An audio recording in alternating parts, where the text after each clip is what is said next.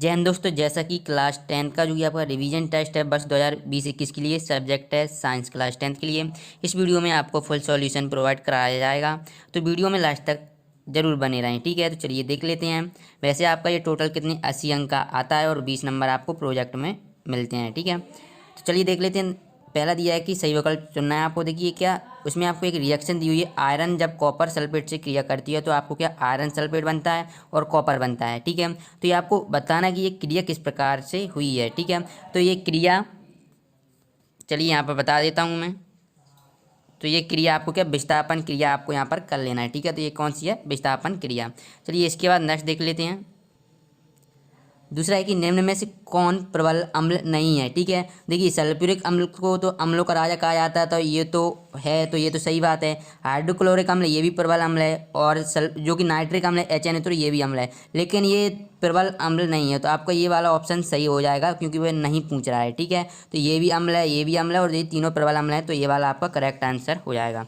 इसके बाद ब्रेक की छनन इकाई कहलाती है। ठीक है, तो नेक्स्ट हमारा ब्रेक की छनन इकाई होती है। ठीक है, तो ये क्या नेफ्रॉन होती है, तो आपको यहाँ पर नेफ्रॉन कर देना है। नेक्स्ट है हाइड्रा में प्रजनन प्रजनन किस विधि द्वारा होता है। ठीक है, तो आपको ये बताना है कि जो हाइड्रा में प्रजनन होता है वह किस विधि द्वारा होता है, तो ये क्या विखंडन विधि द्वारा होता है। तारों के टिमटिमाने का कारण होता है, तो ये क्या आपका अपवर्तन हो जाएगा। ठीक है,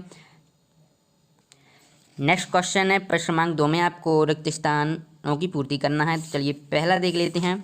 गोली दर्पण की फोकस दूरी उसकी वक्रता त्रिज्या की आधी होती है। ठीक है, आधी आपको यहाँ पर लिख देना है, आधी होती है। ठीक है, इसके बाद पौधों में खाद्य पदार्थों का स्थानांतरण ऊतकों द्वारा होता है। तो आपको बताना जो पौधों में खाद्य पदार्थों का स्थानांतरण होता है कौन सी ऊतकों द्वारा होता है, तो ये फ्लोएम ऊतक होते हैं, उसके द्वारा होता है। ठीक है, इसके बाद क्रेब्स चक्र क्रिया के अंदर पूर्ण होती है, तो ये क्या आपको माइटोकॉन्ड्रिया के अंदर होती है, जैसे हम कोशिका का ऊर्जा घर भी कहते हैं।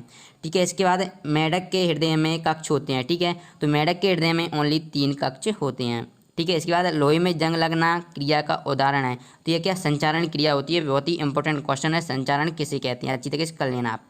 ठीक है, इसके बाद नेक्स्ट है कि व्यंजक चूड़, तो व्यंजक चूड़ का जो फॉर्मूला होता है वो होता है कैल्शियम ऑक्सीक्लोराइड यानी कि CaOCl2। ठीक है, प्लास्टर ऑफ पेरिस क्या होता है, जो कि कैल्शियम सल्फेट और जल के कितने हाफ अणु होते हैं। ठीक है, जिप्सम में क्या बस जल के 2 अणु हो जाते हैं। ठीक है, टॉय जल। इसके बाद है ऑक्जेलिक अम्ल। पहले ऑक्जेलिक अम्ल से पहले हम सिरका देख लेते हैं, जो कि हम अच्छी तरीके से जानते हैं। तो सिरका क्या हो जाएगा, CH3COOH। ठीक है, अब जो कि आपका लास्ट वाला बचा है ऑक्जेलिक अम्ल, तो सिंपल दिख रहा है, ऑक्जेलिक अम्ल का ये वाला आपका हो जाएगा। इसके बाद नेक्स्ट है जो कि प्रश्न क्रमांक आपको 4 में आंसर देना है, एक वाक्य एक शब्द में उत्तर लिखना है। ठीक है, तो पहला क्या है, नींबू और संतरे में उपस्थित है।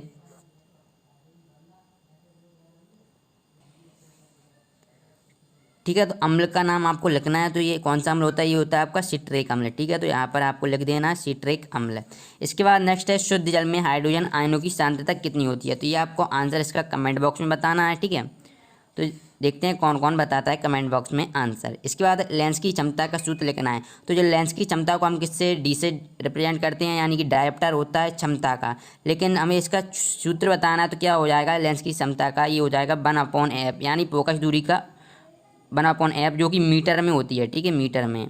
इसके बाद चलिए नेक्स्ट देख लेते हैं। दर्पण सूत्र लिखना है, तो दर्पण सूत्र होता है 1/f बराबर 1/u प्लस 1/v। ठीक है, ये आपका दर्पण सूत्र होता है। इसके बाद है प्लेन एरिया में प्रजनन की विधि का नाम लिखिए, तो ये जो विधि का नाम है वो अलैंगिक विधि है। ठीक है, तो यहाँ पर आपको अलैंगिक विधि लिख देना है। ठीक है, ये क्वेश्चन से इसको आप अच्छी तरीके से कर लीजिएगा। इसके अगर इन क्वेश्चंस की भी आपको आंसर चाहिए तो आप हमें कमेंट बॉक्स में बता सकते हैं, और इस वीडियो को लाइक जरूर करें, अपने दोस्तों के साथ शेयर भी करें। ठीक है, क्वेश्चन देख लेते हैं, कुछ इस प्रकार से हैं, बहुत ही सिंपल क्वेश्चन है।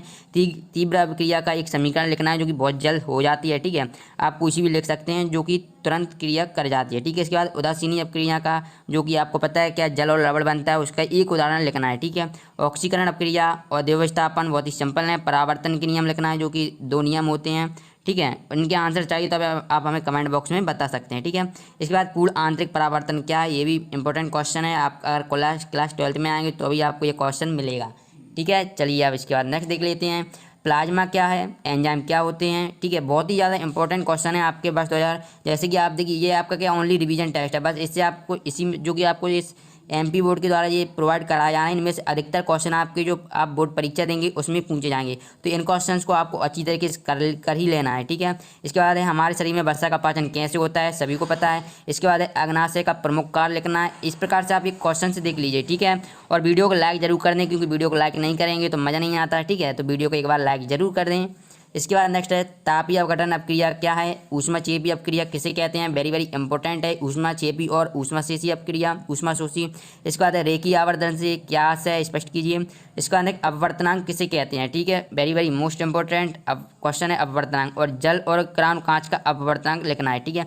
आपको जल का और क्राउन कांच का अपवर्तनांक भी लिखना है, इनकी वैल्यू कितनी होती है, ठीक है। ये आपका न्यूमेरिकल है कि एक उत्तल लेंस की फोकस दूरी 40 सेंटीमीटर, लेंस की क्षमता की गणना करना है, ठीक है। अभी आपको पता है कि लेंस की क्षमता यानी डी बराबर क्या होता है 1/f, है ना। फोकस दूरी यहाँ पर हमें कितनी दूरी है 40, यानी 1/40, ठीक है। इस प्रकार अगर आप सोल्व करेंगे तो आंसर आपका आ जाएगा, ठीक है।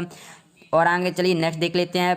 एक वस्तु उत्तल लेंस से 10 सेंटीमीटर दूरी पर रखी है, लेंस की क्षमता 5+ में है, 5 डायोप्टर है, तो प्रतिबिंब ज्ञात कीजिए। तो आपको प्रतिबिंब ज्ञात करना है किस प्रकार का प्रतिबिंब है, ठीक है। सॉरी, प्रतिबिंब की दूरी ज्ञात करना है, ठीक है। कितनी दूरी पर जो प्रतिबिंब आपका बन रहा है, उत्तल लेंस आपका एक दिया हुआ है लेंस, ठीक है। इसके बाद प्रकाश संश्लेषण से आप क्या समझते हैं, इसका समीकरण लिखना है। प्रकाश संश्लेषण बहुत ही इंपॉर्टेंट है, आपने 8th क्लास में भी पढ़ा होगा। इसके बाद पौधों में उत्सर्जन तंत्र अधिक विकसित नहीं होता क्यों, मनुष्य की नर जनन तंत्र में विषण का कार्य लिखना है। अथवा पूछा गया था अमीबा में द्विखंडन का सचित्र वर्णन करना है। अम्ल और क्षार में कोई 4 अंतर लिखना है, वेरी वेरी इंपॉर्टेंट है। दैनिक जीवन में pH मान का महत्व समझाना है आप लोगों को। इसके बाद श्वसन को ऊष्मा, ये आपका यहाँ पर गलत ऊष्माक्षेपी होगा, ठीक है, ऊष्माक्षेपी, ये मिसप्रिंट हो गया तो आप यहाँ पर ऊष्माक्षेपी कर लीजिएगा, ठीक है। अपक्रिया क्यों कहते हैं। इसके बाद नेक्स्ट है तेल एवं वसा युक्त खाद्य पदार्थों को नाइट्रोजन से प्रभावित क्यों किया जाता है। इस प्रकार आप ये देख लीजिए, इन क्वेश्चंस को आपको अच्छी तरीके से कर लेना है। वेरी वेरी इंपॉर्टेंट क्वेश्चन है आपके एग्जाम की दृष्टि से, ठीक है। तो आई होप कि आपको ये आप क्वेश्चन अच्छी तरीके से कर लेंगे। वीडियो अच्छे लगे तो एक बार से फिर से बोल रहा हूँ, वीडियो को लाइक करें, चैनल को सब्सक्राइब भी कर लें। इसकी PDF डाउनलोड करना चाहते हैं तो लिंक है डिस्क्रिप्शन बॉक्स में, या आप गूगल पर SKT सर्च कर सकते हैं, वहाँ पर इस PDF आपको मिल जाएगी, ठीक है।